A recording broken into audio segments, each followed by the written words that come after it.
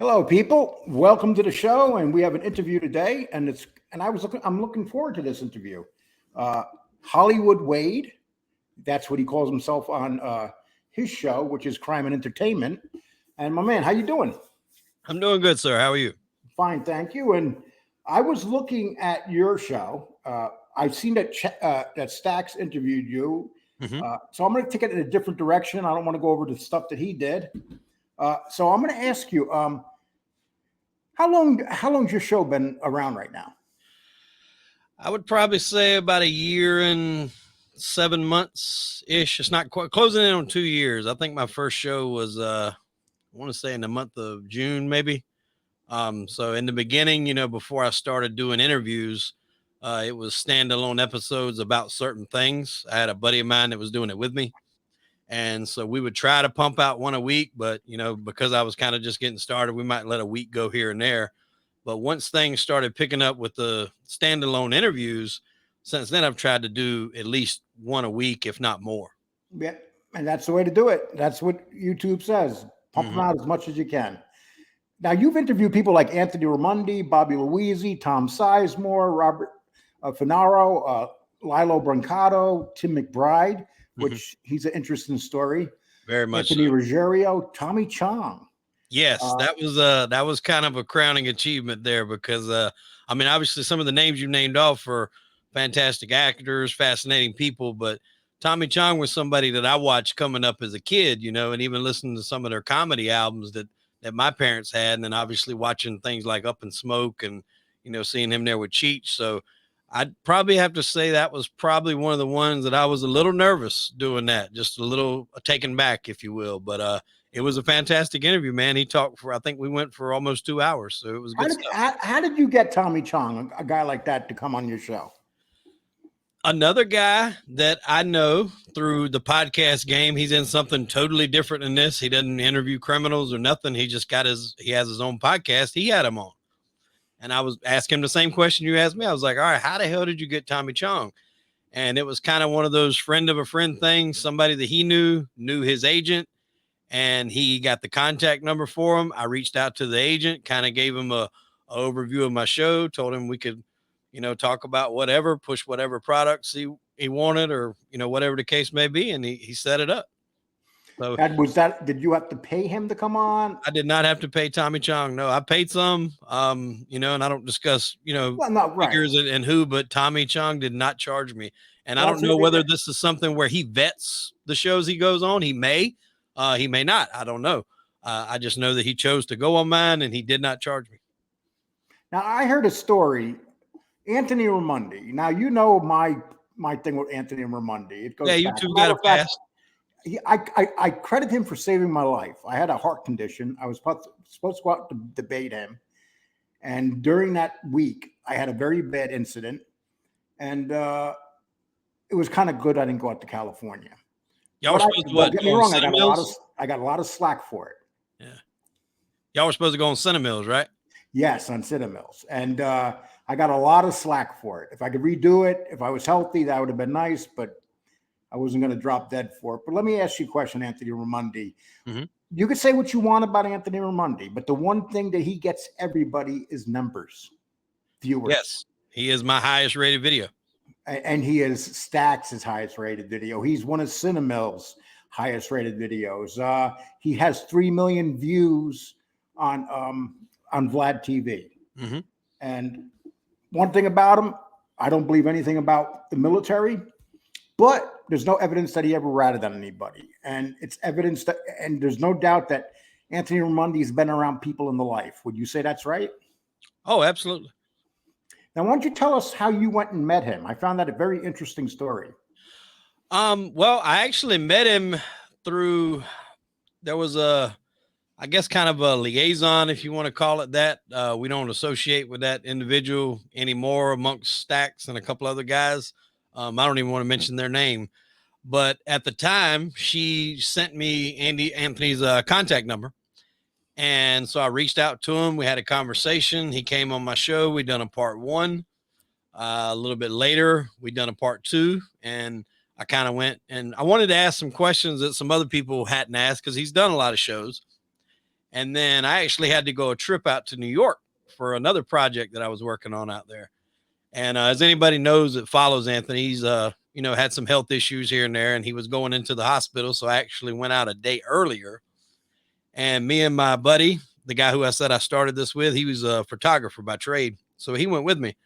And we met Anthony in Brooklyn. And he took us all around Brooklyn. I was thinking we might go see a stop here, there. He drove us around for probably 3.5 hours. Not saying this is what I done or this is where I was. It was, things that didn't even involve him. This is where so-and-so used to run shop. So-and-so had a piece of this club. This is where this happened. This is where this used to take place. I mean, very interesting stuff. And we've got it all documented. I'm actually working on trying to put that together for a show to come out with a little bit of him talking and me kind of talking over it. So it'll be a good interview for sure. And then we stopped at a restaurant and he was like, "You guys hungry?" And we was like, "Yeah." And I can't remember the name of it off the top of my head, but it was an Italian restaurant in Brooklyn. And I can tell you this, and I've said it on other shows before. We walked in, he was treated with respect. We were also treated with respect because we were with him. We sat down. I mean, everybody was coming up talking to him. We had a nice meal, and as high as gas is, and he drives a car with a pretty good sized motor, probably burn out a tank of gas driving us around Brooklyn, all the starting and stopping. So I go to pull out my wallet to pay for the meal. I was like, well, the least I can do is pay for the meal, drive us around. And he stopped me, put his hands over there. He's like, "Absolutely not." He said, "You keep your hands in your pockets." He said, "Use with me. I got it." And, I thought that was very generous of the man. And I know a lot of people debate a lot of things he says. I wasn't alive when a lot of the stuff that, happened with him happened. So there's no way I can sit here and say, yes, absolutely it happened. But what I can tell you is he speaks with conviction, and he didn't seem like he got the welcoming in that restaurant and around town to where someone that a liar would get. You know what I'm saying? Like if someone's a known liar, if everybody knows, oh, that guy's full of shit, he didn't do this, then you probably just don't want to be walking around the street all willy-nilly with a profile like him. And like you said, he's been 3 million times on Vlad. I'm sure everybody in the city knows who he is. He's not a guy that's hard to spot or pick out of a crowd. He's got a very distinctive look. He's got a very distinctive way he talks. So he's not a easily missed guy. I think if anybody has probably seen him, if they spot him, they would notice him. So it didn't seem like to me that he was somebody that would be a known liar in the streets. Now, again, I'm not saying everything he says is true because there's no way I can know that. I'm going off what he tells me on the show. He's repeated it many times in private and on camera. The stories never change. So to me, there's some validity in that. But as you said, he's very, very controversial and he gets a lot of views, and he's my highest rated video. And I maintained a relationship with Anthony. We talk a couple times a week. We talked around Christmas. We talked around Thanksgiving. So, I mean, I consider the man a friend. Well, you know something? I appreciate you being honest about that. And I don't have any problem with any of his stuff in the street. Mm-hmm. I'm going to leave it at that. To be honest with you. You've done, did you do 2 shows with him or 1? Yeah, I done 2. I done one that was kind of like a first. We kind of touched on some of the stuff that Vlad did. And then the second one was more about his relationships with other people. You know what would have been a very good show for you? You should have, when he was taking you around the street, you should have filmed it. I did. That's what I'm saying. I filmed it. My guy in the back, he was in the back seat. He recorded everything. So I'm in the process of trying to put it together in the episode. Oh, that sounds interesting. Yeah, it's coming. It's coming. Just the idea of a Brooklyn guy that definitely was around guys in the life, taking you around. I like to see what happens when he goes into these restaurants and how people treat him. I would, because him and I film in the restaurant. We weren't allowed to film in the restaurant. Okay. Yeah. That wasn't his rules. That was their rules. And I know that recently he got COVID, I believe, and he had some heart issues. Yeah. He's spent a couple times in and out of the hospital, but he's a tough dude, man. He's he'll go in the hospital and he'll come right out, and he speaks his mind. He gets political on his Facebooks and his rants that he goes on. And like I said, a lot of people may have their opinions. I'm not out to change anybody's opinion. I can only speak on somebody with the way they've treated me, and Anthony's been nothing but good to me. He's treated me with respect. He didn't charge me. We talked about people charging for shows. He didn't charge me a dime to come on my show. Matter of fact, I've actually got a third episode with Anthony, but it was with a group of people. We were talking about Tony Knapp. So we've actually done 3 shows together. He talks a lot about Tony Knapp. Yeah, he does. And there was another guy that had McIntosh. Hugh McIntosh. Yes. Well, this guy is Tony Napoli. Yeah, and then he talks a lot about McIntosh. I believe he says he was related to McIntosh. Yeah, I think he says it was his cousin, if I'm not mistaken. Okay. Yeah.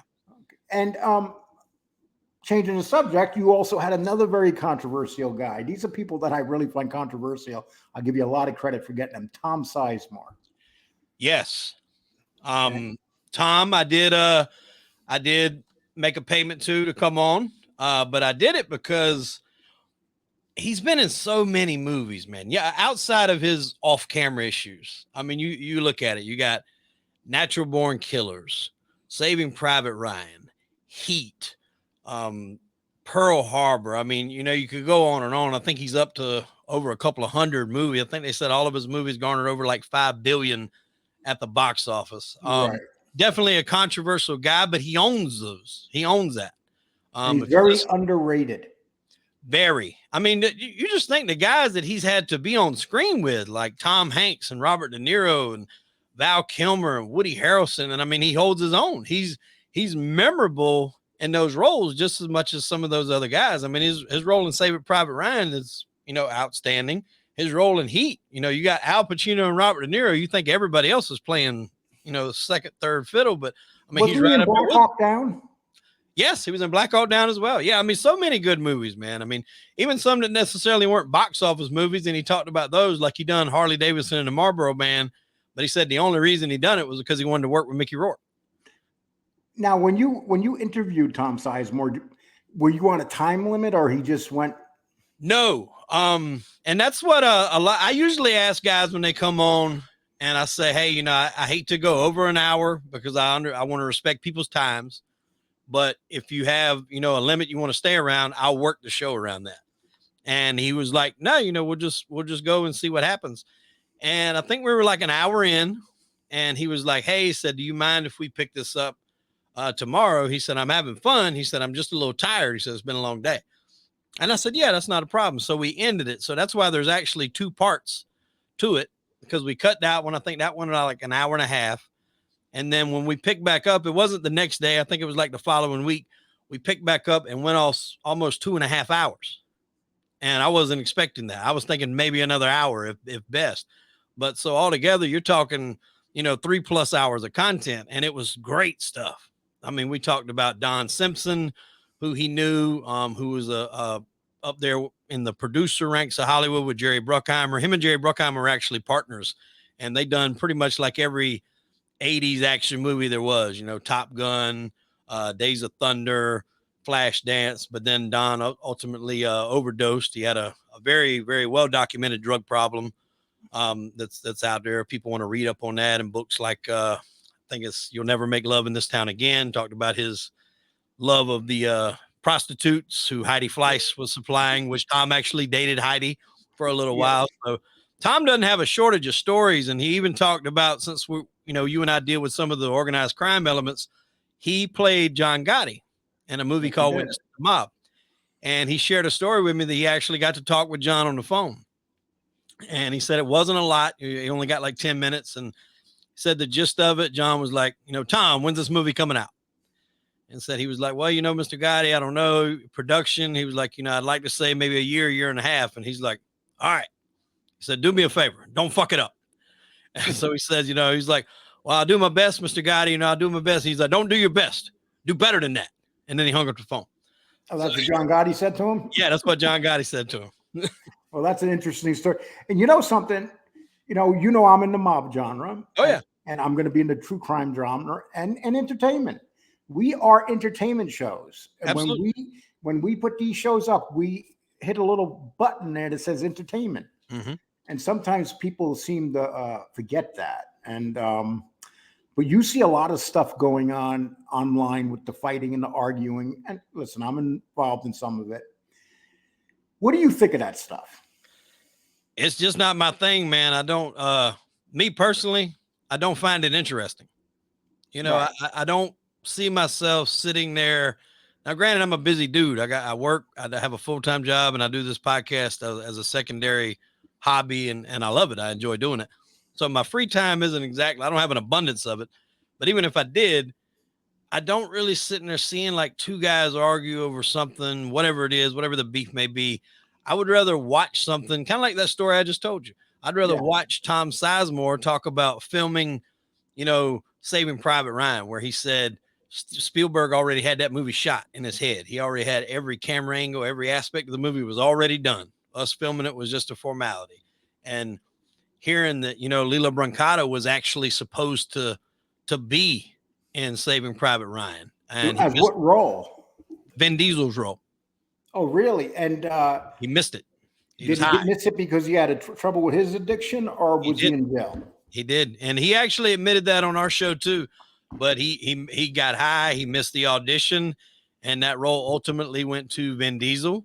And obviously, if anybody's paying any attention to the TV, I mean, he's still kicking out, be it Fast and the Furious movies, but he's been very successful.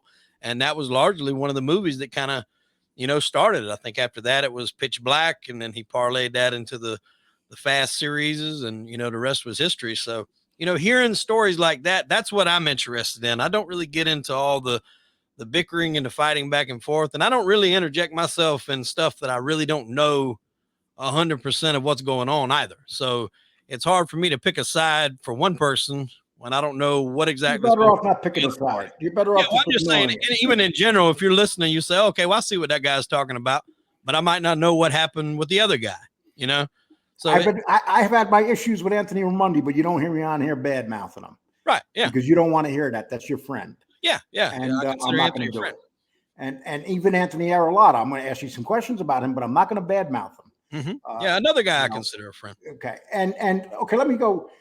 Now, Tim McBride, big dealer, right? Big pot dealer. Strictly pot, but big pot dealer. What was your opinion of him? I mean, that guy did quite a bit of time in prison, didn't he? He did. He is a immaculate storyteller. Wasn't really into violence. Of all the loads that he did, he never carried a gun. Never needed to. He was so good at supplying the weed to people, and there was never a threat of somebody killing him because the money wasn't there to justify it. You know what I'm saying? Now, had he been bringing in boatloads of cocaine, depending on who's running stuff, maybe killing somebody and taking a load might seem like a good idea. But that's one reason why he never stepped up into that world, was because he was making plenty of money doing marijuana sales, and the risk of A, getting busted, and B, getting killed was a lot less than someone that was in the cocaine aspect of things. And I've got I don't have it. I got it on audio, but I listened to his book. It was a really great storyteller, The Saltwater Cowboy, I think the name of it, Rise and Fall of a Marijuana Empire. And he's another one. I think almost 2 hours and 45 minutes. And man, I could if I wasn't doing that interview, I've listened to it after the fact and was still entertained, even though I was the one doing it. He's just got a way of telling a story that sucks you in. And he's done a lot of stuff in his life, and he's another guy that I don't talk to everyone after I interview him. A lot of times after the interview's done, sometimes I don't talk to him again. It's just you do that, and everybody goes their own way. But Tim McBride, I've kept in contact with, and we've bounced ideas off each other for certain things and other shows. And I actually recently done another show with him and a guy named Brian O'Day, who was a big marijuana smuggler. He didn't quite have the length of doing it as Tim, but he made like a huge load of 75 tons in 2 trips with a fishing boat. And I actually had both of them on the show at the same time. And that was kind of cool just to see how people would, do it, pulling off the tricks that they did back in the day to get up under the cops' noses. And how much time did McBride wind up doing? I want to say like 8 years, but don't quote me on that. It was higher. but then something happened. There was a law that he was able to go and challenge, and it got a bunch of time knocked off. And it almost, by the time that law, whatever they appealed on got accepted, it knocked down his time so much that by that time he was almost done with it. So I've done so many shows since then. Don't quote me on that, but I want to say it was around 8 years that he did. Now you do quite a few mob shows. I mean, that's what it comes down to. Mm-hmm. And you and I probably would ask different questions. And I'm gonna bring up one guy that you interviewed, and that's Ruggiano. Let me bring him up here. Well, you know his story, right? Yeah. We've actually done quite a few things together. Oh, you have. And what's your opinion of him? Well, again, like I said, I can only go off how people treat me. He's treated me with respect. Him and his agent, we have a lot of dealings together. Hopefully, we got a lot of stuff coming down the pipe in the future. But to me, he's a guy that owns his past and what he did. He makes no bones about the fact that he did cooperate. He hates that he did it, but he owns it. He doesn't put it off on any other reason. I mean, he done it for his reasons. I mean, a lot of these guys, and I'm sure you probably heard this, when it comes down to it, at the end of the day, a lot of them say that the family, their mob family, doesn't always hold up their end of the bargain of what they're supposed to do when you go away. Guys watch shows like The Sopranos, and it's all nice because it's Hollywood, and they break it down. Well, if you go away, your envelopes will still come. Your family will be taken care of. Things will be good. They'll be kept up, and you won't have to worry about anything. And to hear when a lot of these guys tell it, that's just not the case. When they go to jail, the envelopes might be, 1,000, 2,000, but then it's, 1,500, then it's 1,000, then it's 500, then it's nothing. And, I mean, I think of it like this. I'm from South Carolina. There's no organized crime, mafia family anywhere around here. So I'm looking at this from my outsider's perspective. But I think going into this, you have to always know that there's a chance that somebody is gonna rat you out. That's just part of the game, unfortunately. Well, I talked to Angel Gotti about him and Angel Gotti's daughter. They were very surprised when he flipped. He was a stone cold gangster. Oh, yes. And are you familiar with this movie right here? I don't know if you've ever seen it, Rob the Mob. I've seen that movie, but like the case of it, I've actually never watched it. Well, it was about this couple that were robbing social clubs. Right. And eventually they say that Dominic Pizzonia and Ronald Trucchio killed them. They finally caught him on Christmas Eve. Do you know who was it? One of the guys was it testified against them? Ruggiano? It was Ruggiano. Wow. And see, I just started reading up on Ruggiano, and he put a lot of people away. A lot of guys that on the streets, like Dominic Pizzonia and Ronald Trucchio, that were considered real upstanding guys. And when they did their time, they went and did their time. And They didn't flip like these other guys. So what do you think when you interview these guys? And I'm not trying to get controversial here. I'm just asking you a straight question. What do you think when they do flip, but the guys that they flip on still won't flip? I think it comes down to, there was a quote from the series Boardwalk Empire.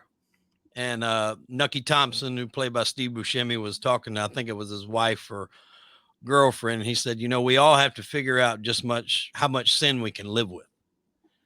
And I think that at the end of the day, that's what it is. If these guys can make that decision and, they can live with themselves with it, then that's, at the end of the day, that's what's important. Some guys say they can't live with it.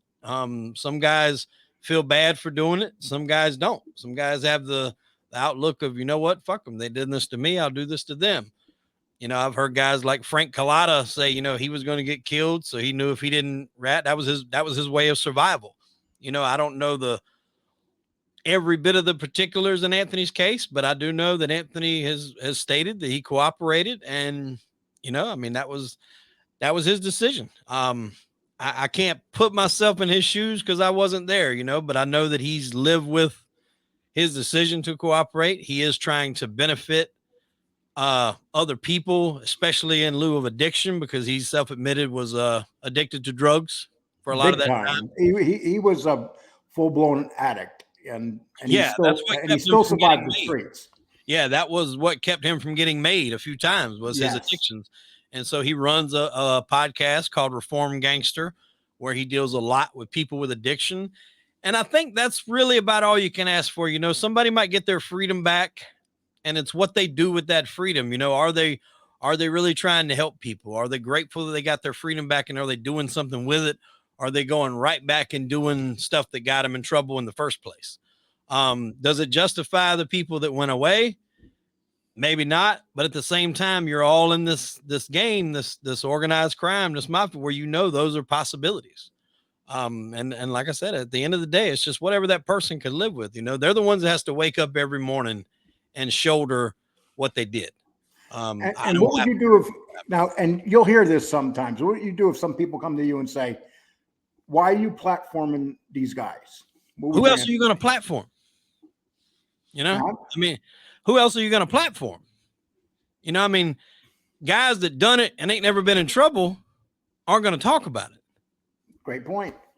I mean, if a guy spent years in the street doing robberies, murders, extortion, they're not going to come on fucking YouTube channels and tell about it.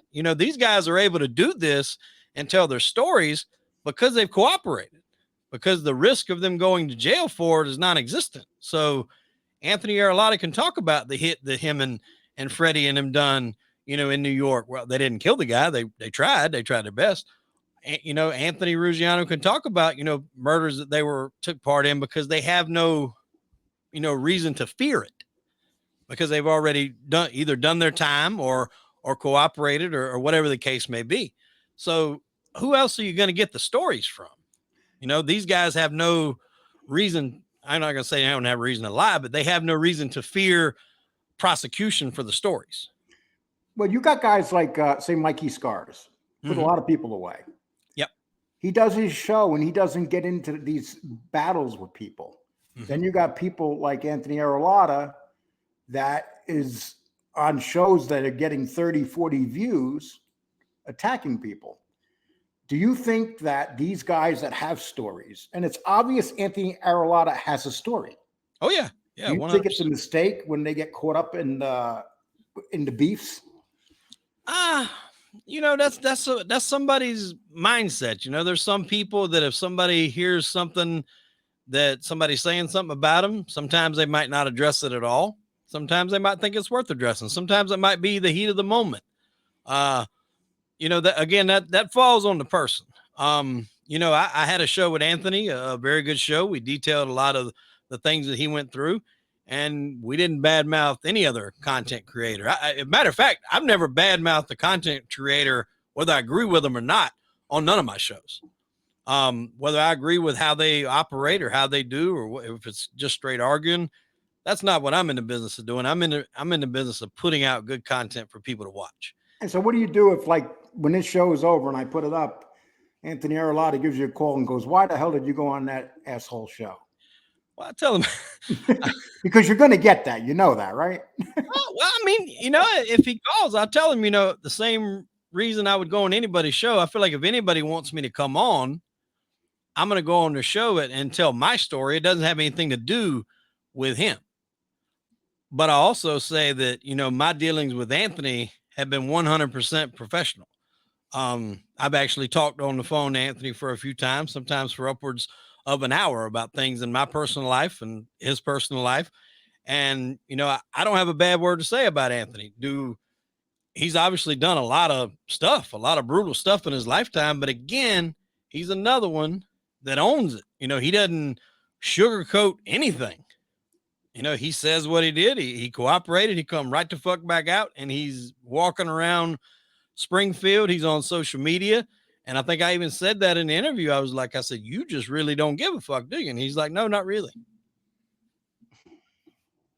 And Are you aware of mine and his thing going on right now? I know that you had a guy by the name of Chicky on your show. Yeah. That I guess had some. It's going way beyond that.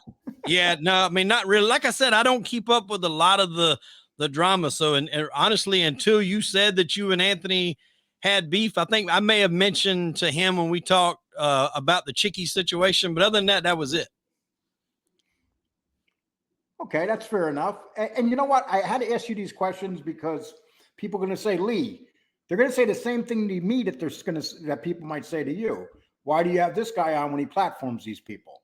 We're entertainment, but I will not bring me personally. I won't bring them on, but I have brought them on at one time. So why wouldn't you bring Anthony on? Huh? Why wouldn't you bring Anthony on your show if y'all didn't have the beef or whatever? Because the last person that I interviewed that testified was Bill Catullo. And after I interviewed Bill Catullo, he started going after me for no reason out of the blue. And I interviewed Gene Barillo. He did the same thing to me. So I said to myself, every time I get involved with any of these guys who are informants, it always blows up in my face. And there's an old saying, and many people tell me, these guys are different. They're different than the guys that are willing to sit and take the time. Mm-hmm. You know, like I'll give you an example. Freddie Giaz would not rat on Aralata, but when it came time for Aralata to rat on Freddie Giaz, he did. See, and Freddie Giaz was ordered to do something by Aralata. And Aralata, I just think it sucks when a guy gets to rat on the person that he sent out to do something. Mm-hmm. That bothers me. Now, if it was the other way around, you know, but when you send somebody out to do something bad, then you get to testify against them. That's saying more about our government than it is about anything. Right. And see, that's not the story that I got from Anthony. But then again, you know, obviously, just like I wasn't around New York to verify the things up there, I wasn't around Springfield, Massachusetts either. So I have to go on what these people tell me. So that story doesn't necessarily line up with what you just said, but I can't say that he's right and you're wrong or vice versa. His version of it was that he told Freddie and Ty, hey, take a deal, you know, get what you can get. You know, it was up to them, the choice that they made. And then when they come to him, then he took the deal. Now, I think in our interview, he did say he didn't put any of his, other than Freddie and Ty, who were already in there with him. Did anybody else from Springfield go to jail off that? A guy from New York did. Yeah, he said he put New York guys away. And Artie Negro had the opportunity to flip himself, but he didn't. You know, see, it's the makeup of people. It really is the makeup of people. Maybe Freddie Giaz was meant to be there to take out Whitey. Who the hell knows? Yeah. But it didn't turn out good for Whitey. First of all, Freddie Giaz has not been convicted of the crime yet. So supposedly, allegedly, he's an alleged killer of Whitey Bulger. But, you know, when you hear, let's talk about that. What do you think about a situation where an 89-year-old man is sent from a hospital prison to go into a maximum security prison with no protection? Well, we were talking about Anthony Aralata before this, and I'll bring up a conversation that I heard him and another guy you've had on your show, Scott Bernstein. Right. Scott was interviewing Anthony, and Anthony made a great point, because when I'm listening to that, I watch enough true crime stuff, doc stuff. I think, well, it was a setup. He got sent there, and, you know, basically it was people turning a blind eye and let him get beat to death. But Anthony made a great point. Whitey was in like a cush prison. He was basically kind of I ain't gonna say he had to run of the joint, but he didn't have to worry about much.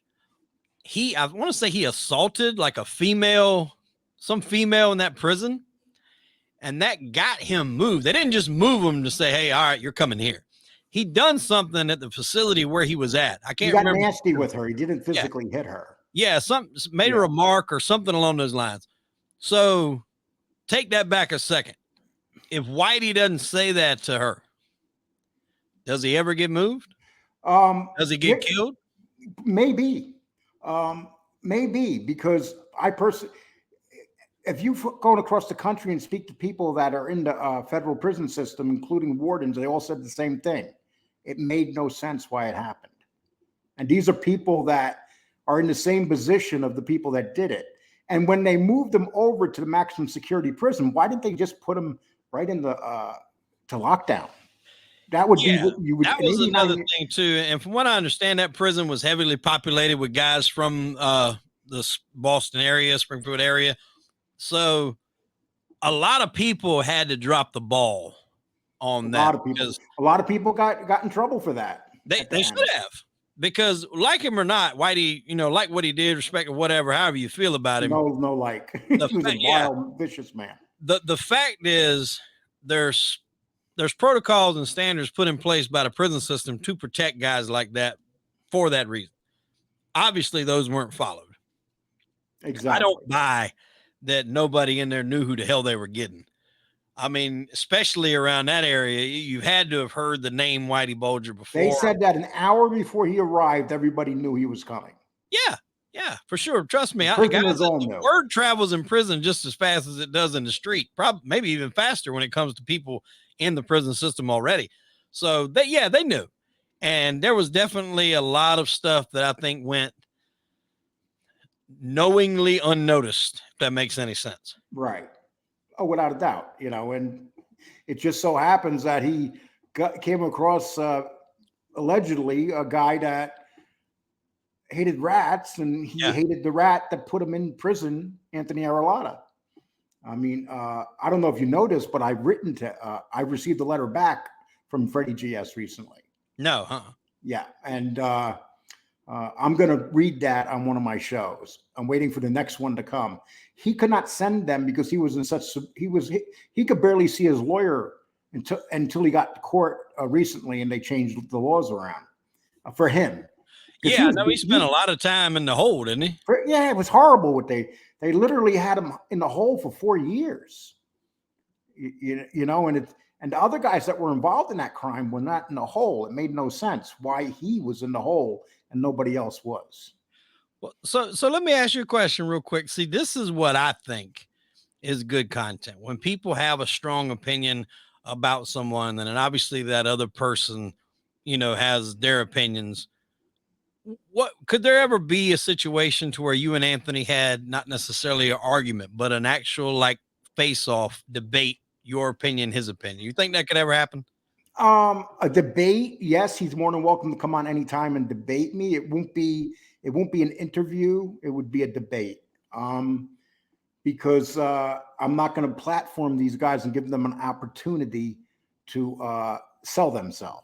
All right. Well, his story's pretty well documented. I mean, he's got his own YouTube channel now, and he's made the rounds on quite a few shows that's in the neighborhood of our genre. So I would say if he did come on, you state your issues of, what you have against him, and he can retort. To me, there's no doubt about one thing about Anthony Aralata.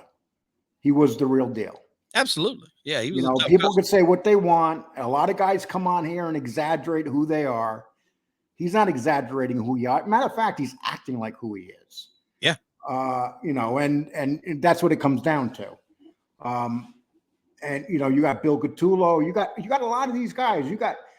My last show was called The Year of the Rat 2022 because at the beginning of this year, there were only a couple people here that ratted are informants. Let me call them informants. And then all of a sudden, there's a bunch of them now. And I say to people, how many are there going to be next year? I mean, right now, I literally can count 25 of them. 25 mob informants I've counted the other day that are in this genre right now. But you are right. The real guy is not going to come on here and talk. Yeah, you're not going to get anything from a real deal mafioso or street guy if they're smart, because largely if they've never been incarcerated, then they were good at what they did. So they'd be a damn fool to come on somewhere and publicly admit things that they were involved in. So you're gonna have to rely on these stories. And just from my perspective as a listener, there's no better person to tell the story than who was involved in it. That doesn't mean that I have to agree with the decision they made or why they did what they did or why if they ratted. But as far as from just a listener's perspective, there's no one. And here's the problem. Here's the problem that a person that didn't inform would say to that. The problem is these informants are making themselves out to be bigger than what they are. Not Anthony Arlotta, but there's many, many. Perfect example, Jimmy Calandra. He came out and said that he knew Tommy Patera. And it turned out that there were 2 pictures made that were photoshopped of him being with Tommy Patera in prison. So he lied. It's hurt his show dramatically. But this is the problem with the informants. They give their version and they always make themselves bigger than what they are. And this is why the stories they're telling, Sammy Gravano, if you read his 302s and then you see the stories that he tells, they're not the same as his 302s. You know, he's changed the story. He's changed history. And what's happening right now, you have these informants coming in, changing mob history that's not accurate. And so what is your take on guys like him and Francis? Because I think largely Francis and Sammy are kind of at the top of, you know, the YouTube genre and that, if you will. Because I think it's almost like Hollywood, you know. Hollywood's going to take a story. I'll use The Irishman, for example. Everyone knows the story of it, of what the hell's his name? Frank Sheeran. Yeah, Frank Sheeran. So, but a lot of people said that The Irishman was highly fabricated because that's when it comes to Hollywood, sometimes fiction is better to see and listen to on screen than the truth. So I don't know if that's what maybe Sammy. I'll give you a perfect example of that. Do you? I can actually give you. Do you know who Alan Kaiser was? That name sounds familiar. Alan Kaiser was a 16-year-old boy that was. Oh yeah, the one he killed. Yeah. Okay, and when Sammy originally did his 302, they called him John Doe in the 302, and Sammy in the 302 said, "I killed Alan Kaiser," and now he's saying that Louis Melito killed Alan Kaiser, who was with Sammy that night, and Louis Melito is dead because Sammy killed him, and Louis Melito was Sammy's best friend. And Sammy had a habit of killing his best friends or his relatives. You know, he did. That was Sammy. So he puts the hit on Louis, and Louis is not around to say yay or nay. Yeah, and so he said, but not only that, Sammy said that the kid was a drug addict, and he ran for the gun and attacked him, so they had to shoot him. But the reality, the autopsy report showed that he was shot running away. He was 16. He just dropped his girlfriend off, and he was walking home. So Sammy took this young 16-year-old boy and turned him into a drug addict running at a gun. That's what I'm talking about. And that family is devastated by hearing this man do this all the time. I mean, this is an innocent family with an innocent boy, and guys like Sammy Gravano are taking that story and twisting the whole story around. Yeah, I mean, and that's unfortunate if that's how it happened. You know, obviously, like I said, I don't have all the facts on there. It sounds like you have some of the 302s and stuff like that. I haven't seen any of those, but I seen the autopsy report and the death certificate. Now, how did you get all those? What, FOI or FIO or whatever it's called? Or he was shot running away, not coming at them. Like, but I'm saying, how does, like, do you have somebody that gets that for you, or you just apply for them through the Freedom of Information? His family. Oh, okay. Yeah, his family has all that stuff. Yeah. Okay. Matter of fact, they've had a movement for years now. See, here's the thing. Another thing with informants, you got these murders done. I'll give you a perfect example. I just showed Rob the Mob. You know, the people that were robbing the social clubs. Nobody knew who did that murder for 13 years. Until the informants came and started saying how the murder was done. But just because they said it was done that way doesn't make it true. And the government wants them to say whatever they can say. Well, yeah, that's what I was going to say. You got to realize that even though it's different sides of the law, a lot of times the law is just as dirty as the criminals in the street. Oh my God, yes. Yeah. They'll turn a story, just like what you said Sammy did to somebody running away. They can take something that happens to somebody and flip it whatever way they want, because they have the narrative that they're the police, and people are going to buy that and not question it, because that's what, you know, the police wouldn't lie. The fuck they wouldn't. Well, here's how the boy that was murdered, here's how they found out about it. So Sammy comes out and does some 302s. And the FBI goes and meets with the family of Alan Kaiser and say, we found the murderer of your son. I mean, of your brother, and told the mother and father of your son. But the thing is, we're not going to charge him. We're giving him a plea deal. So basically, he spent 5 years in prison despite murdering that boy. And so the family here is for years wondering who murdered their son or brother. And then they find out, and the FBI in another breath says, okay, we found out who did it, but we're not going to do nothing about it.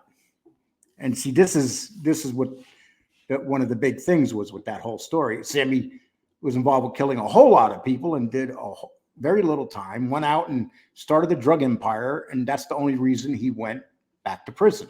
Mm-hmm. There's a lot of stories behind here in informants. I understand what you're saying.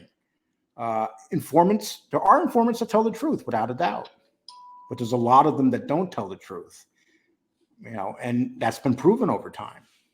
And that's something that I think, if somebody's going to openly lie or fabricate or, exaggerate their involvement in this, that, or the other, you have to realize, or you should realize, that people, especially nowadays, have the ability, like you said, you track down, I'm assuming through whatever channels you had, you tracked down that guy's family, you got autopsy reports. That's just one way. There's a million different ways you can figure out the real ways of things went down. There's always going to be somebody that can probably validate that story. So it's to do that, it's almost ridiculous at that point because it's going to come out. That's why I think you have guys, like Arlotta that there's no need for them to lie. They just tell it the way it is because that's how it's happened. I don't think Arlotta lied about what happened. I would never say that. Yeah. I just use him as an example. I mean, obviously, yeah, I think like what you're saying with Sammy, because Sammy now has turned his YouTube show into somewhat of a production. He's got the lighting and the sets, and it's all like, individual stories and the way he's got it broken down. You can tell that there's, just like he was in the streets, you can tell there's a motive behind everything. If he has to twist a story to make it sound a little bit better or a little bit more interesting or a little bit more this or that, I think he does that knowing that that's going to draw more listeners. Because if you just say, if something didn't have a flair to it or a pop, nobody's really going to say, oh, did you hear what Sammy said on the show the other day? But if it does, if it had this, oh, there was a gunfight or this, that, and the other, then that's going to make A tell B, then B tell C, and so on and so forth, So I think that's probably what some of them guys are at right now and doing it like that, just to add a little pizzazz to it. I'm not saying everybody does that. Francis has gotten a little bit more into doing, so I don't mean this and he's copying me by any means, but he's gotten to more of like doing interviews instead of just talking about his stories, because his story is well documented. He interviews people like Chaz Palminteri, and he has got really good numbers. Yes, he has fantastic numbers. And I find Francis's story, fascinating. There's a lot of guys that debunk some of the things that he says as far as who he put in jail. He says he didn't put any people in jail. There's apparently documents, proving that he did. Yes. And he won't say it, but he did. There's no doubt. But he's more accepted than the other guys because he wasn't considered like a brutal banger, like right. Gravano was a brutal banger. Yeah. He came to visit you and he brought a couple guys to kill you. Yeah. That was one was a racketeer. Francis was a racketeer, and one was a street guy. Yeah. That's what it comes down to. And yeah, we talk about Ruggiano. He was caught lying on the stand several times. And he even admitted that he was lying on the stand a couple times. So I would say the difference between Ruggiano and for Arlotta is Arlotta wasn't really caught lying, where Ruggiano definitely was. And Ruggiano, when he got caught, he fessed up and said, okay, you caught me. It's that would be the difference. But that's the problem with what's going on now. Do I think that we need people to come forward? That's a tough one. Are they doing it because they don't want to do the time? Are they getting away with 20 murders? And a lot of these guys are getting away with awful stuff. Well, and again too, I think that's what, obviously Sammy is doing his stuff, I think strictly for monetary gain. I don't he's not trying to help kids stay out of the streets. I mean, I don't think none of that is his mode of thinking. It's He says, make I'm a money. gangster to this day. He doesn't Yeah. change it. Yeah, he's a gangster and he's telling his stories, and I think it's strictly for monetary value. Um, with guys like Ruggiano, I do think that his freedom has offered him the opportunity to try to help people that are addicted to drugs. Because I've been, like I said, we've had a few projects together, and one of the videos that we did, it was called Behind the Gangster. Last I checked, it had like 75,000 views. It done fantastic numbers. I wish I had that numbers on my show. But it's on his Did you do platform. it on his show with him? We done it as a joint show, and then when it dropped, his just picked up and shot off. I can't explain it, but it went to the moon really quick. And I mean, mine done pretty decent numbers too, but not what his did. But his people done everything. That's what I'm saying. Like, his people took care of everything. They did all the editing. They done fantastic work. We shot it in a studio. And it was about Tommy DeSimone from Goodfellas. I seen that you had that on there. Yeah, it's a fantastic interview. A lot of it like comparing what Hollywood does to real life, because he knew Tommy and other guys from that era. His dad was actually portrayed in Goodfellas when they're And going Tommy around. wasn't a small guy. He was a big guy. Right. He was a huge guy. That was like the Yes. big one that jumped off the page. But They if you remember, miscast there. They miscast. Maybe Pesci played the psycho part good. he but did. Definitely not the size part. you Yeah, know. he nailed more of Spilotro from Casino on the nose because they looked almost identical. Yes. But you know, in the restaurant scene, when they're going around each person, they're saying this was so and so, this is so and so, and they said this is Mo Black's brother, Fat Andy. Right.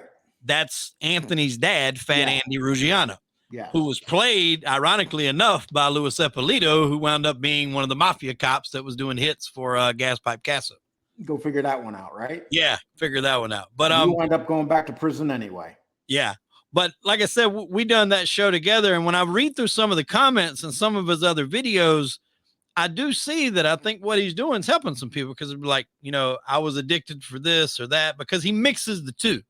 He mixes addiction, but then he also uses his stories from his life in the streets. And I think it's a great balance at what he does. So again, to me, it's all about what you're doing with your freedom. Are you don't give a shit that you got it, or what are you doing to make it right, to pay back, help out wherever you can. You can't bring back the people you put in jail because they're in jail. What can you do? Is it enough? That's not for me to say. I'll give you a perfect example of something here. You know who this is, right? Yeah, Jimmy. That's Jimmy Calandra, right? Do you know who this is, though? No. That's Tommy Reynolds. They were standing at the door the night the woman was murdered. Yeah. And Tommy Reynolds came out and said, Jimmy's full of shit. And he's sitting in prison. He's doing 50 years. And he came out and said that, and then his lawyers worked on getting him a shorter amount of time. When he said that Jimmy was full of shit, you know what Jimmy did? Jimmy said, well, I'm going to try to get that time that you got taken off, put back on. And he said it on his show. See, this is the mindset why this is another guy that Jimmy helped put away, Anthony Spiro. Yeah. Now, he said this guy was an awful man, that he took advantage of kids on the street to do his stuff. But the reality is, back then in New York, all these neighborhoods had kids that wanted to be gangsters. Yeah. They weren't trapped to be gangsters. I never like to speak for people, but I guarantee you didn't have to twist that Bath Avenue's crew's arm to do work and try to work their way. That was a very badass crew. Yeah. I mean, they were killers, and there's no doubt about that. But even then, Chris Paciello, who a lot of people don't talk about, he's kind of for some reason able to stay under the radar. But he's one of the biggest rats ever. He was living it up down there in Miami, man. He was dating Madonna and Sofia Vergara, and he just bought a $3 million house, my man. Yeah, nobody had a clue that he was involved in all that till they came and got him. He was one of the smart ones. He went down there and kept his mouth shut. Yeah. But when he got arrested and they brought him up there, he sang like a bird. Yeah, and then got right back out. But then again, he's a tough guy out in the street. He beat a lot of guys up down there too. Yeah, didn't he rob like he got I think he made it was a big robbery he done like at a mall or something like that. he pulled Yeah, off. he did a lot of things, and but he was involved the night the woman was killed, Judy Shemtov, with Jimmy Calandra and with Tommy Reynolds. I think he was a driver, I believe. I'm not Yes, mistaken, right? Yeah. and Tommy Reynolds said that when Jimmy came back to the car, he was laughing about it, and Jimmy says, "No, Tommy's lying." But I'm thinking Tommy's sitting in prison for 50 years. What's he getting out of lying? Yeah. You know, and but this is just the thing. You know, it's kind of funny though, because you see these informants start fighting amongst themselves all the time. But it's just one of those things. You're absolutely right, my man. They're part of the mob genre. They're not going anywhere. We're going to get a lot more of them, and some of them will be telling the truth, and some of them will not. Well, I think too, when your story starts to run cold, then you have to come up with more stuff. And if you were only involved to a certain level, Yes, you can't come up with stuff that is accurate because you weren't involved in it. So then you have to go, well, I heard about this up here, so I'm going to say I was there. And then usually that kind of gets brought out to light. So, a lot of the guys that we've talked about today, we're involved to a pretty high level. I mean, a lot of us. without a doubt. Without a doubt. Ruggiano was pretty high up. He never got made, but he was proposed for membership Many times. And he comes from a gangster's family. There's no doubt. I mean, real tight. Gene Barillo, same thing. Yeah, Barillo, same thing. So these guys don't necessarily have to stretch their truths and their stories. Some do, and that's just the important part. Whenever the little bit of stuff that you did runs cold, then you start having to fabricate. And when people find out you're fabricating, there's no need to tune into your show, because then you might as well watch a movie. And I'm glad that we're talking about this, because, we didn't expect our conversation to go in this direction, and you're giving me your view, and that's what this needs sometimes. Right. And I've been thinking about that for a while, because I've heard people say, well, you give this guy a platform, If you didn't have the platforms to give them, who would you be able to talk about? It would be people having to talk about incidences or people without someone else on. You would just be having to tell a story about someone through research and through the best of your knowledge. And while sometimes that's good, that's interesting, but it's always better to me to have that person on. What do you think Anthony Raimondi thinks of informants? I don't think he cares very much for them from our personal conversations. And I've heard him talk about it. Yeah. He but at the same time, in our conversation, he says, guys make that decision. That's on them. They're the ones that have to live with it. And I think that's, at the end of the day, that's it. I'm not qualified to make a decision on why somebody done something, because I wasn't in their shoes. There was a situation I was involved in when I was young. It was nowhere near on this dramatic. I knew a guy that had done something. He stole something. It was something very petty. And I could have not gotten in trouble if I'd have said his name, and I didn't. And when it was all over, I felt good about it. But at the same time, we're talking about slaps on the wrist, not life's in prison. So you're talking about life in prison, not seeing your family, not seeing your kids. Life behind bars is no joke. So, and guys like John Gotti, people want to say he was, bad for the mob, and maybe he was. He brought a lot of heat to the mob, but he went to jail and he took his time and he didn't cooperate for shit. And I don't think he would have if he'd have lived, like he said, another 5,000 years. He wouldn't have told the government a damn thing. But there's not too many guys that are like that. And that's just the truth that I think people need to go into this life knowing that at the end of the day, there's not a lot of people that are going to eat a life sentence and say, all right. And Angel Gotti was telling me an interesting story about her father. The very last time she went Christmas shopping, he always gave her the money at a certain time. But right when he was about arrested, he gave her the money 2 weeks early. And she goes, well, no, you used to give it to me then. And she said she knew her father knew he was about to be arrested and just wanted to give her the money before. And, when you think about that, these guys that, the mob ain't no joke back then, because you knew that you were going to end it with a bullet in your head, your body disappearing a lot of times, or you were going to go to prison for life. It's a hell of a job, ain't it? Yeah, it's not going to end. There's very few gangsters that I've read about, and I've been a fan of this this genre, and I've watched a lot of documentaries, read a lot of books. I was a fan of this way before I started podcast. And there's very few guys that ride off into the sunset in this life, you know. Very few. I mean, you're talking. I think Tony Accardo was one of the few that Yeah. didn't really do a lot of jail time. Meyer Lansky didn't do a ton of jail time. But you know, that's two names off the top of my head with how many You can thousands. name 1,000 that have. I Yeah. mean, just think about all the bosses at one family in the 80s. I'll give you an example, 80s and 90s. Messino, prison. Gotti, prison. DiGianti, prison. You know, you can go on. One guy winds up getting killed in front of Stark Steakhouse. It's Tony Salerno, Anthony Corallo. I mean, all those guys, prison. There's not a happy ending really in this. And that's kind of like, you know, maybe somebody that was a middle of the road guy that done their stuff and sat quietly. I mean, even guys that has managed to not get life in prison, like Joey Merlino down in Philly, still spent a stretch of his life, you know, behind bars. And I think nowadays too, it's so hard to try to operate a. Well, that's why the mob now doesn't want to murder nobody, because Yeah. they know that murder charge is going to bring them a lot of time. They don't even want to deal drugs no more. Yeah. They know that's, you know, the RICO is going to put them in prison for a long time. So they're willing to take 10 years. That's why you're not going to see as many flip as you used to. They were looking at these 50, 60-year sentences. Yeah. But you had guys like Mikey Scars and Panisi that were looking at very little time. Mm-hmm. And Panisi wasn't even looking at time. He went to the feds and he put a bunch of people away. See, this is, you know, people have to remember that the guys that do that, you know, I read up on some of these guys I know nothing about. Like, I knew very little about Mikey Scars, and then I read up on him, and I'm like, wow, this guy put 80 guys away for life.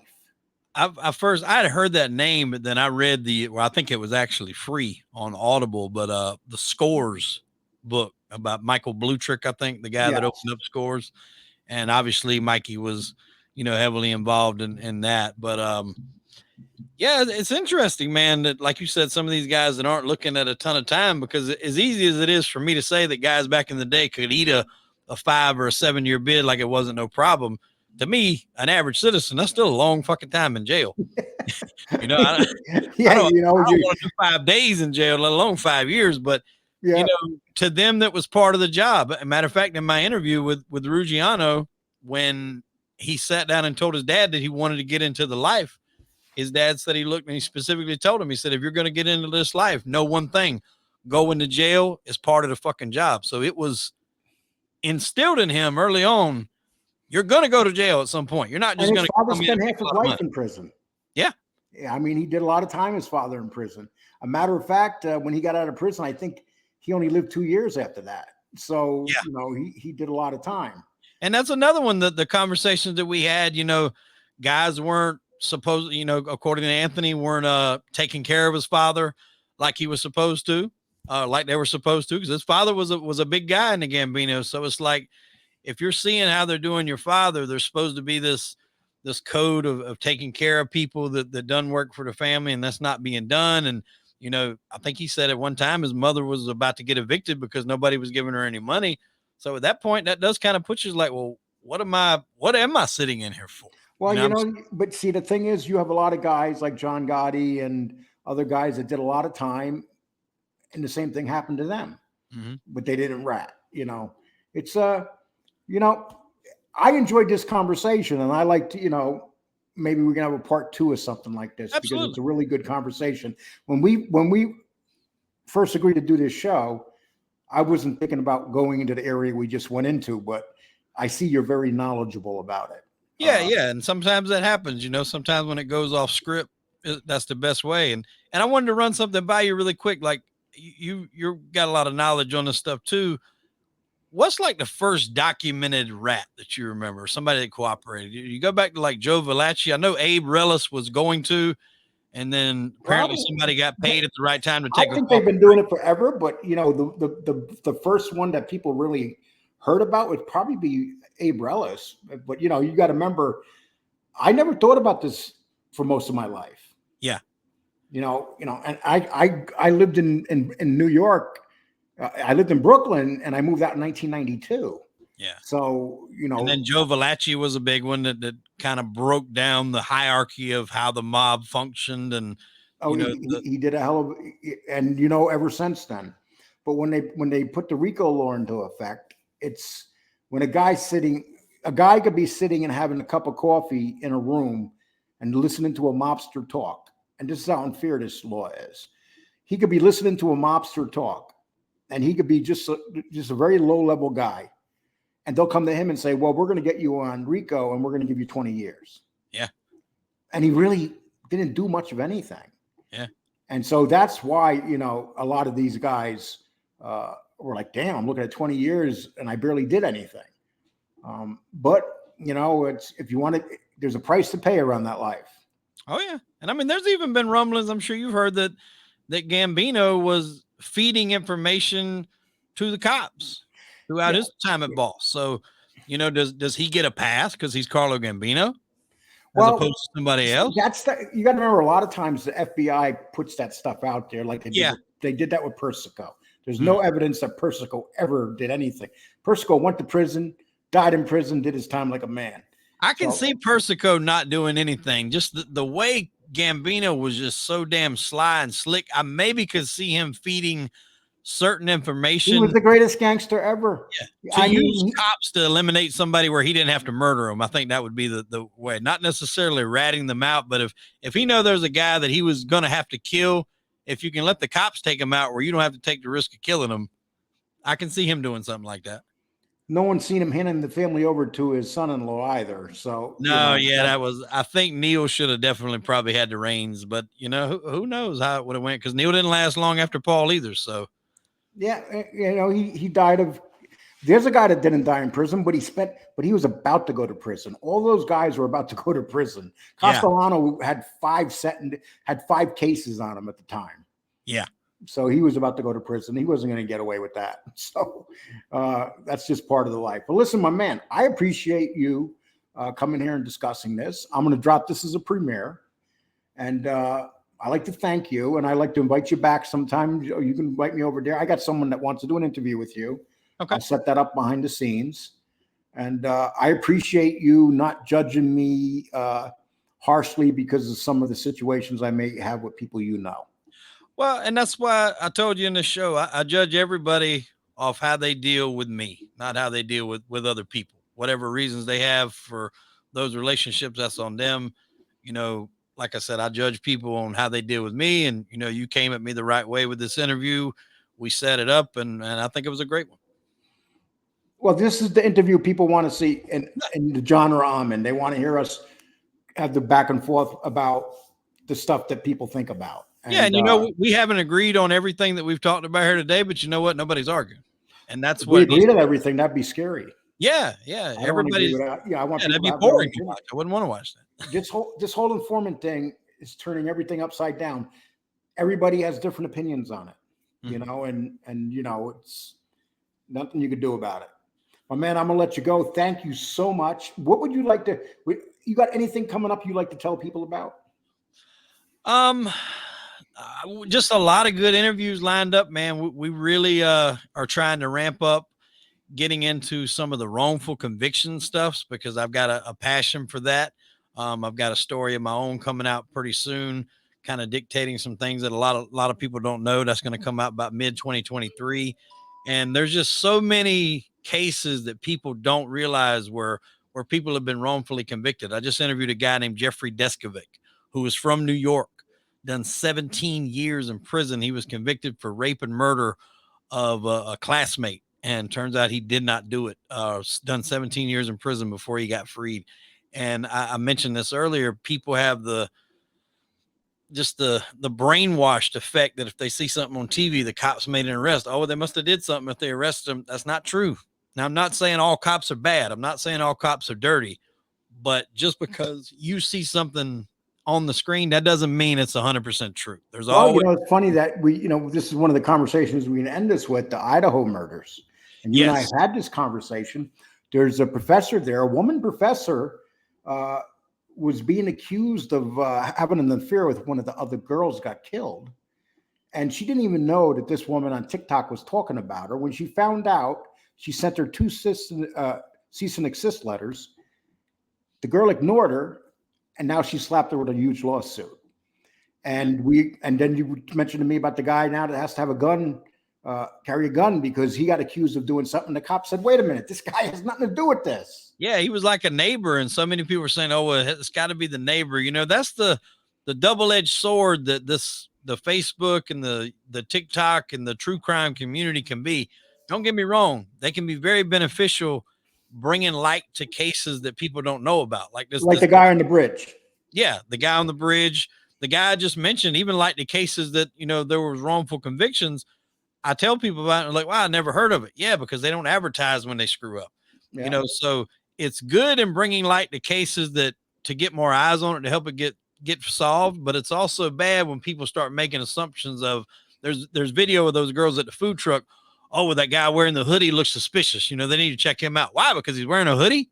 Or he's checking out a couple hot girls. Yeah, I mean, and I got a hoodie right now. I mean, it's cold as hell outside. Everybody's got on a hoodie. Does that mean they're all suspicious? So we have to be careful about what train we hop on when you want to pass suspicion, especially when it comes to killing 4 people, because killing 4 people in that brutal of fashion, that's another level of individual. That's a monster is what that is. And you know what? One thing I hate when they say this case is going cold. No, it's not. No. You got everybody's doing this. A cold case, people have to understand, a cold case means when they put a case to the side and they don't have nobody or even just one person going at it. Yeah. There's 1,000 people on this case right now. Yeah, this is my opinion. I believe they have a suspect and they will arrest that suspect when they have enough evidence. That's how I feel right now. I think within the next 6 months, I think you're going to see a lot of stuff start coming in on the case, maybe sooner than later. But the problem with this is, because I touched on doing some research on it in prep for this, because I know we were going to cover it a little bit, but I'll close out with this. For people that don't know, there was 6 people in the house, I think total. 4 of them were murdered, 2 of them didn't. When they got up, they assumed that the people were passed out. So they didn't immediately call 911. They called some friends. So the friends come over, who, by the way, have been cleared. The friends come over, so they're traipsing through the crime scene. They actually see what's going on, that these people are brutally murdered. So then they call the 911. So they come in, they're traipsing through the crime scene. So by the time the cops get there to start doing an investigation, there's God knows how many people went through that place. So it really hindered them off the start. And then on top of it, you're talking about an area that hadn't had a murder in how many years? 7 years. Yeah. So not exactly New York. They didn't have that kind of murder. They never had that kind of murder. Yeah. Yeah. Not exactly a common practice up there, dealing with a, quadruple homicide on their hands. So, you got to give them a little time to get their ducks in a row. Obviously, I think there's stuff that they're not releasing out to the public as they should, because that does help weed out some of the people that, as crazy as it sounds, there's people that confess to stuff just to get notoriety, even though they didn't do it. But a lot of times they have to hold on to evidence that nobody would have but the killer. Exactly. And I believe that they're going to come up with something. Remember that murder of the whole family in Ohio, where it took them a long time to solve it. It was probably the biggest mass murder in the history of Ohio. A whole family was wiped out by another family that was angry at them. Wow. And it took them a year and a half to solve the murder. Because too, you don't want to just jump on a charge with somebody and then not have all your ducks in a row and they beat it. Yes. Because you don't have your shit together. All you need is one juror to get a tie, to go to a mistrial. They could very well have someone in mind. They could very well know beyond the shadow of a doubt who did it, but they have to make sure their ducks are in a row, which at that point you have to credit a police force that actually wants to put forth an investigation and not just slap charges on somebody. They might have somebody that comes from a very wealthy family and they know they're going to have the best lawyer. Exactly. So you have to go at it the right way, because if you rush and charge somebody and then turns out, say, hey, they didn't do it, then you ruin that person's life. You ruin their reputation because you didn't do your due diligence as a detective or whatever the case may be. So I think just because people are so accustomed to watching shows like CSI Miami and stuff like that, your Criminal Minds, they got to have an answer in 24 hours. That's not the case in the real world. It takes a little bit of time. You have to make sure you're doing things the right way, dotting all your I's, crossing all your T's and your lowercase J's. So let them do their job. Hopefully they come up with something, and whoever done this can get the justice they deserve. People, I will have his link to his show. Please go over there and sub. I will let you know when I'm putting this up and send you the link if you want to share it with your people. Thank you. And I'll do a premiere on this tomorrow. All right. Thank you, sir. I appreciate it. Good talk. You take care, my man. I loved our conversation today.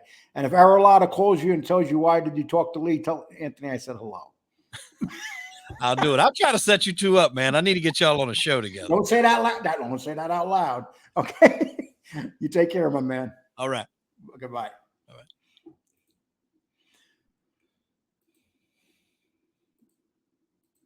Okay, people. I hope that you like this. I didn't expect to go totally into the mob conversation, but we did. I hope it was entertaining. I hope you guys really liked it. I really loved it, to be honest with you. He presented a different opinion than I have about things in a respectful way. This is the way we got to communicate, not the way we do. Sometimes we all become very animalistic where it gets insane. I hope you like this, people. Please hit like, and I will be dropping this as a premiere. I just completed it.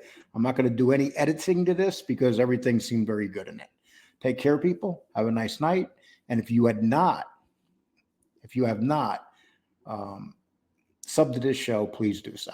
Thank you.